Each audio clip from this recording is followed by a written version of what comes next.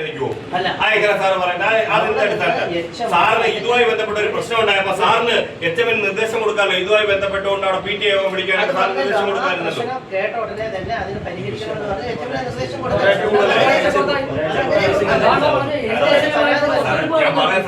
വാക്ക് തർക്കത്തിന്റെ കാര്യമല്ല. നിങ്ങൾ അല്ല സാറേ, അങ്ങനെ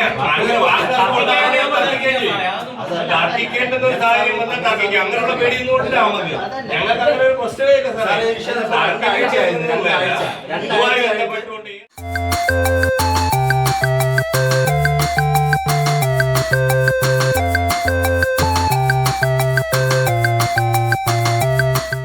വൈക്കം മുഹമ്മദ് ബഷീർ അനുസ്മരണ ദിനത്തിൽ മുണ്ടെടുത്തു വന്ന പ്രീ പ്രൈമറി വിദ്യാർത്ഥിയെ സ്കൂളിലെ അധ്യാപിക മാനസികമായി പീഡിപ്പിച്ചുവെന്ന പരാതി. അഞ്ചൽ സർക്കാർ LP സ്കൂളിലെ അധ്യാപികയ്ക്കെതിരെയാണ് ഗുരുതരമായ പരാതി ഉയർന്നിരിക്കുന്നത്. സംഭവം നടന്ന ദിവസങ്ങൾ പിന്നിടുമ്പോഴും നടപടികളൊന്നും സ്വീകരിച്ചില്ലെന്ന് ആരോപിച്ചുകൊണ്ട് DYFI SFI പ്രവർത്തകർ അഞ്ചൽ ഉപജില്ലാ വിദ്യാഭ്യാസ ഓഫീസറെ ഉപരോധിച്ചു. ഉച്ചയ്ക്ക് 2 മണിയോടെയാണ് പ്രവർത്തകർ ഉപജില്ലാ വിദ്യാഭ്യാസ ഓഫീസിലേക്ക് പ്രകടനമായി എത്തിയത്. ഓഫീസിന്റെ ഗേറ്റ് അടച്ച് പ്രവർത്തകരെ പോലീസ് തടഞ്ഞുവെങ്കിലും ഗേറ്റും മതിലും ചാടിക്കടന്ന പ്രവർത്തകർ ഓഫീസിന് മുന്നിൽ പ്രതിഷേധിച്ചു.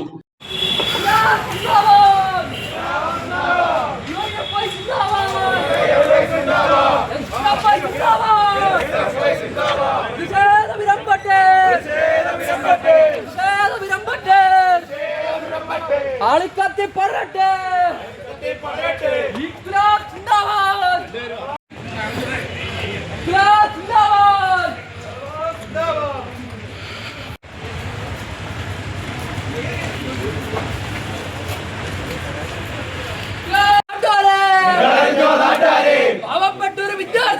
പാവപ്പെട്ടൊരു വിദ്യാർത്ഥികളെ കൊല്ലാൻ നോക്കിയ തെമ്പാടി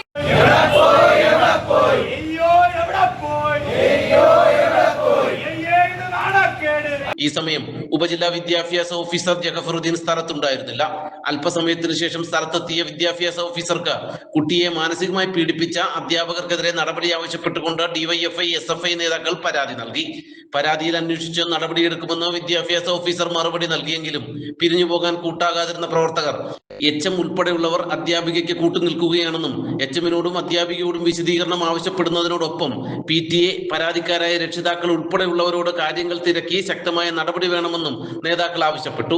ഏറെ നേരത്തെ ചർച്ചയ്ക്കൊടുവിൽ സ്കൂളിലെ HM, ആരോപണ വിധേയായ അധ്യാപിക എന്നിവരോട് ചൊവ്വാഴ്ച തന്നെ വിശദീകരണം തേടാനും മറ്റുള്ളവരിൽ നിന്നും വിവരങ്ങൾ ശേഖരിച്ച് ഒരാഴ്ചയ്ക്കകം റിപ്പോർട്ട് ജില്ലാ വിദ്യാഭ്യാസ ഓഫീസർക്ക് കൈമാറുമെന്ന ഉറപ്പിന്മേലാണ് പ്രതിഷേധം അവസാനിപ്പിച്ചത്. ബഷീർ ദിനവുമായി ബന്ധപ്പെട്ട് ഗവൺമെന്റ് LPS അഞ്ചലിൽ സ്കൂളിൽ നടന്ന ചെറിയൊരു വിഷയവുമായി ബന്ധപ്പെട്ട് DYFI SFI പ്രവർത്തകർ അഞ്ചൽ ഉപജില്ലാ വിദ്യാഭ്യാസ ഓഫീസ് ഉപരോധിക്കുകയും അവരൊരു പരാതി നൽകുകയും ചെയ്തു. ആ പരാതി പരിശോധിക്കുകയും ബന്ധപ്പെട്ട സ്കൂൾ HMനെയും ബന്ധപ്പെട്ട ടീച്ചറിനെയും നോട്ടീസ് നൽകിക്കൊണ്ട് വിശദീകരണം ആവശ്യപ്പെടുന്നതിനുമാണ് തീരുമാനിച്ചിട്ടുള്ളത്.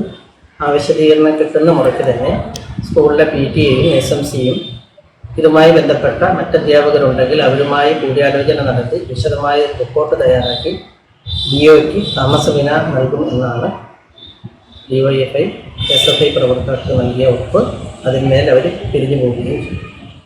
കുറ്റക്കാർക്കെതിരെ കർശന നടപടി ഉണ്ടായില്ലെങ്കിൽ കൂടുതൽ ശക്തമായ സമരത്തിലേക്ക് നീങ്ങുമെന്ന് DYFI Anchal block secretary Shine Babu പറഞ്ഞു. ഈ സ്കൂളിൽ നിന്ന് തന്നെ വിദ്യാർത്ഥികൾക്കും രക്ഷകർത്താക്കളും അറിയിപ്പ് കൊടുത്തു.